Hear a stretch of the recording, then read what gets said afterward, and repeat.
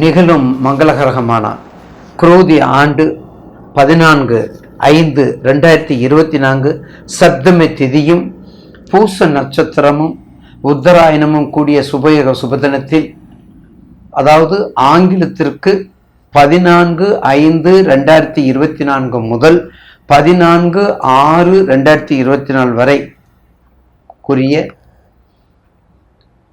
மிக தமிழ் 12 மாதங்களில் 2 என்ற சொல்லுக்கு பெருமையும் சிறப்பும் எல்லா கலைகளிலும் உண்டு. இந்த 2 என்ற சொல்லுக்கு தமிழில் ஆன்மீக தேடலில் அருளாளர்கள் நமக்கு வழிவகுத்துள்ளார்கள். அந்த 2ஆம் பாவகத்துக்கு மிகப்பெரிய இன்றியமையாத பாவம் அந்த பாவகம். அப்படிப்பட்ட 12 ராசிகளில் ரிஷப ராசியாகிய ரிஷப ராசிக்கு தமிழ் 12 தமிழில் முதல் மாதம் சித்திரை, 2வது மாதமாக வைகாசி, 2வது மாதம் வைகாசி மாதம் இந்த 14/5/2024 பிறக்கின்றது. தமிழ் மாதம் வைகாசி, ஜோதிடத்துறையில் ரிஷபராசி. 12 மாதத்திற்கும் 12 ராசி. அதில் உச்சம் ஆட்சி எல்லாமே இருக்குது, உங்களுக்கு தெரியும். நேயர் பெருமக்கள், தமிழ் ஜோதிடம் நிர்வாகத்திற்கும் எனது வாழ்க்கையை, எனது எனக்கு ஊக்கத்தையும் ஆக்கத்தையும் நம்பிக்கையையும் மிக தெளிவான ஆற்றலையும் கொடுக்கின்ற என் கண்மணிகளாகிய நேயர் பெருமக்களினுடைய பாதத்தை தொட்டு வணங்குகின்றேன். காலத்தாலும் கட்டுப்படுத்த முடியாது, ஞானத்தாலும் கட்டுப்படுத்த முடியாது, நாணயத்தாலும் கட்டுப்படுத்த முடியாது, பணத்தாலும் உங்கள் மனத்தையும் கட்டுப்படுத்த முடியாது, மதிப்பிட முடியாது, பாதுகாக்க முடியாது. அப்ப நமக்கு பத்திரப்படுத்த தெரியாத, புரியாத, முடியாத பண பெட்டகத்தை விட மிக உயரிய, என்னாலும் நம் கண்முன்னே நம்மை நாணயப்படுத்துவது மிகப்பெரிய பொக்கிஷ காலம் நமது அன்பு, பொக்கிஷ காலம் நமது பாசம். அப்ப காலப்புருஷருக்கு 4 கடகம். அதனாலதான் காலத்தாலும் கட்டுப்படுத்த முடியாது, ஞானத்தாலும் கட்டுப்படுத்த முடியாது. யார? அஷ்டமத்து சனியை. ஓம் நீலாஞ்சன சமாபாசம் ரவிபுத்திரம் யமாக்ரஜம் சாய மார்த்தாண்ட சம்பூதம் தம் நமாமி சனீஸ்வரம். இந்த ஒரு மூல மந்திரத்தை படிங்க. கடந்த கால குருப்பெயர்ச்சி உங்களுக்கு ஒரு நல்ல உங்க ஜனன ஜாதத்தோட ஒரு நல்ல பயிற்சியை, நல்ல டெவலப்மெண்டா கொடுப்பார் கடகராசி நேயர்களுக்கு. இருந்தாலும் இந்த மாசத்துல உங்க ராசிக்கு 3ல கேது, உங்க ராசிக்கு 3ல கேது, உங்க ராசிக்கு 10ல ராகு. அப்ப 10, 11, 12. அப்ப 10ல ராகு, 11ல புதன் வேற இருக்காரு. அப்ப 10, 11 புதன் கொஞ்சம் விலகி வந்துடுறாரு, 10ல இருந்து புதன் விலகி வந்துடுறாரு. இருந்தாலும் இந்த மாசத்துல கடகராசி நேயர்களுக்கு உங்க தசாபத்தியை பார்த்து கொண்டு அதுக்கு தகுந்தவாறு ப்ரெடிக்ஷன் கொடுக்கணும். அதுக்கு தகுந்தவாறு நீங்க செயல்படுத்தா இந்த மாசத்தை நீங்க ஈஸியா கொண்டு போயிடலாம். 9/9/2024 இல்லைன்னா 15/10 வக்ர ஆரம்பம். அப்ப வக்ர ஆரம்பம் நான் பலமுறை உங்களுக்கு கூறியிருக்கிறேன். பலமுறை எப்படி கூறியிருக்கிறேன்?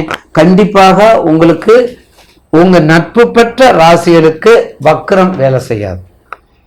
பகைப்பெற்ற அதிபதிக்கு, பகைப்பெற்ற நட்சத்திர அதிபதிக்கு, பகைப்பெற்ற நட்சத்திர கோள்களுக்கு மிக சிறப்பாக செயல்படும். யாரு? கடகராசிக்கு. அதனால கடகராசி நேயர்களுக்கு மிகப்பெரிய பொக்கிஷம் இந்த காலம் என்ற கருவி. இந்த காலம் என்ற கருவிதான். 2.5 வருஷம் கருவியை நீங்க ஓட்டணும். 2.5 வருஷ கருவி நீங்க ஓட்டணும். எப்படி ஓட்டுறது? தா உண்டு தாள வேணும். வெள்ளை காக்காயா மஞ்ச காக்கா, பச்சை காக்காயா சிறப்பு காக்கா. உண்மையை சொல்லாம நீங்க பாட்டு ஓட்டே இருங்க.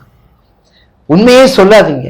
அந்த மாதிரி கோஆபரேட் பண்ணி டென்ஷன் ஆகாம டிப்ரெஷிங் ஆகாம எந்த விதமான பிரச்சனைக்கு ஈடுபடாம கண்டிப்பாக ஒரு தொழிலோ ஒரு ஹோட்டலோ ஒரு புக் ஸ்டாலோ ஒரு நாட்டு மருந்து கடையோ ஒரு அயன் கடையோ ஒரு டாஸ்மாக் கடையோ, ஏன்னா குடி தானே, அந்த இதுதானே, ஜலம் தானே.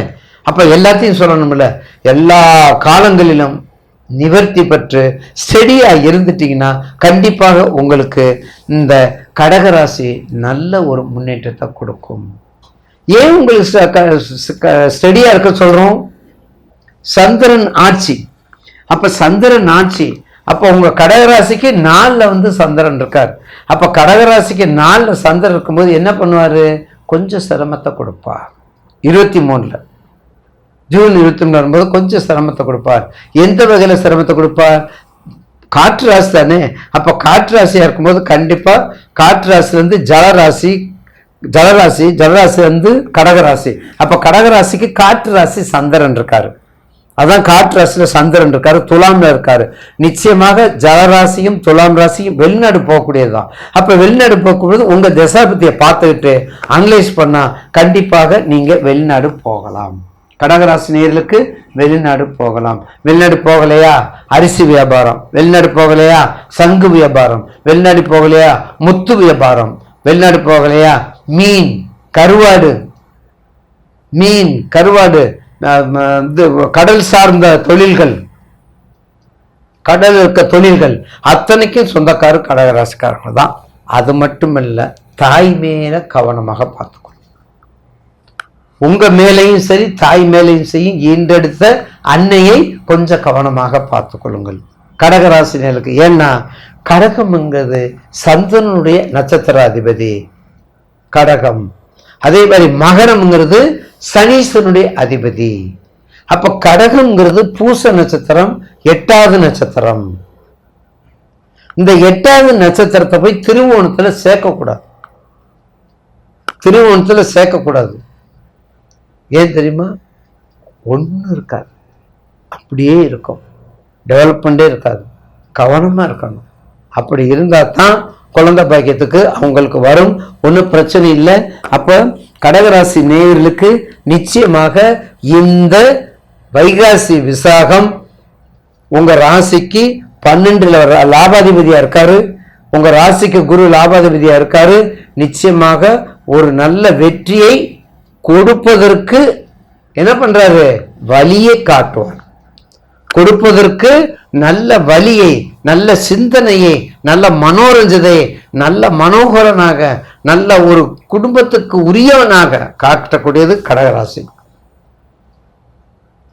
அப்ப கடகராசி நேயர்கள் இந்த மாசத்தை கொஞ்சம் கவனமாக கொண்டு போயிருக்கும். அஷ்டமத்து சனி பாதி குறைஞ்சிருச்சு, 70% குறைஞ்சிருச்சு. கவலையே விடுங்க. வழிபாடுகள் மட்டும் முக்கியம், பிரார்த்தனை முக்கியம். பிரார்த்தனை முக்கியம் செய்தால் வெற்றி உங்களுக்கு.